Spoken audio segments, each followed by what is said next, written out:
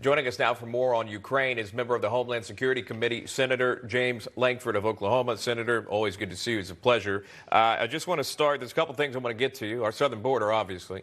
Before I do that, if I can get your reaction to Ukraine, we now know this administration now plans to send more financial aid to Ukraine in the latest talks with President Zelensky. Your thoughts on how this administration has handled this so far?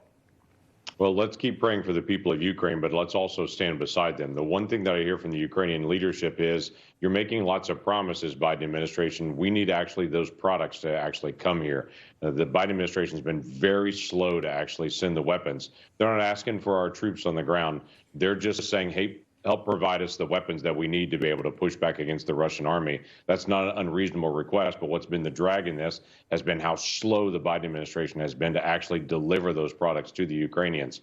So our push right now is to be able to get them to actually do what they say they're going to do to be able to help the Ukrainians. Still, that military aid reportedly, and even confirmed in the Armed Services Committee hearing that happened just a couple days ago, I believe, again, confirming that aid, like those the missiles that they needed and also those kamikaze drones, have not arrived just yet. I want to pivot now to our own southern border now. A New York Post headline reads this: Biden administration to scrap Title 42 border policy by May 23rd, despite warnings. Again, the CBP reporting that there could be a million apprehensions or encounters, if you will, now at the border with Title 42 scheduled to be lifted. For the viewers, remember, this is the one where you could send those coming across our border back if you had any health-related issues, potentially or specifically with the pandemic. What's happening here at the southern border, and why is this not more under control? So obviously it's not under control because the Biden administration has put policies in it to incentivize people to be able to come. The Biden administration policies are creating exactly what it was designed to do, a flood of people coming across the border. There's no question. We had 2.3 million people that have illegally crossed our border in the first 14 months of the Biden administration. That is the same total of all 4 years of the Trump administration that we actually encounter. But the difference here is the Biden administration is not only encouraging that many people to come, they're allowing them to be able to cross the border and into the country. Last year, under Title 42, because of the pandemic, they turned away half of those, and half of them they allowed to be able to come into the country. Now the Biden administration is going to say we're going to turn off the pandemic issues at the border, and we're just going to allow them all to be able to come into the country. That's what's going to cause a major flood again to be able to come. And literally at the same time, the Biden administration's saying firing members of the military because they haven't been vaccinated because of the pandemic, or we're still wearing masks on airplanes because of the pandemic. The Biden administration is saying the pandemic's over at the border, and we're going to allow as many people from as many different countries as want to come across. That's a major problem, obviously, and all of us are pushing back on it. And the Washington Post, even reporting this is number 4, by the way, production. Washington Post reporting this: an abject Biden failure on immigration should prompt a real rethink here. Again, this is an opinion, I want to point out, put out by the Washington Post. But Senator Lankford, you remember when Vice President Kamala Harris was tapped to find the root causes of immigration, it seems as if she's received several other roles after this one.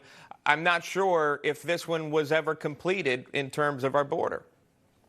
No, I think we've identified the root cause of the illegal immigration. It happens to be at 1600 Pennsylvania Avenue. That's the root cause. And if you talk to leadership in Central America, they will say they're tired of America incentivizing their people to leave their country and to be able to come to the United States. It's crushing the economy in Central America as workers are leaving to be able to come here. And because the Biden administration just set up a policy to be able to say, y'all come, then it's creating this perpetual stream of people coming. So it is the policies that are actually driving this. Senator Lankford, I want to pivot, if I can, if you don't mind, to mainstream media. The president's son, Hunter Biden, back in the headlines, but again, not just on a couple of news outlets now. You have CBS News, the New York Times, the Washington Post, just about any mainstream media you can think of now reporting on the federal investigation of Hunter Biden, his possibility of link to a foreign intel, this Chinese company that he was receiving money from, the gas company he was receiving money from, possible laundering, all potentially utilizing the president's name now. This is a story that the New York Post broke a long time ago. Why now, in your opinion, is just about every mainstream media news outlet reporting on this, in your opinion? Yeah, it is a big shift here. 2 years ago, this was an obvious story that all of us saw as well, that Hunter Biden had used the president's name. At that time, Vice President Biden had used his name to be able to curry favor all over the world, was funneling money back in, was working with Chinese individuals that were funneling money back over, including to the quote unquote, the big guy, that being now President Biden. So this has been a story that's been well known. All the other media outlets are far, far behind this. They've now acknowledged the laptop that's out there, they said was a Russian plant, was actually Hunter Biden's laptop. It's got all these pictures of all these very indecent things that are on the laptop as well. And they're slowly but surely coming to the facts of the story. At this point, I think it's just that President Biden's approval numbers are so low that they don't feel like they have to protect him anymore, quote unquote, from it. Everyone knows that he's not going to run again in 2 years. And so this has just become a pile on onto Biden, and we'll see what they continue to be able to put out there. The tax evasion story continues to be able to roll as well in Hunter Biden, that he avoided paying taxes. All right. Is there any thought that there could be indictments handed down? Perhaps that's why media is getting a part of this. I'll close on that.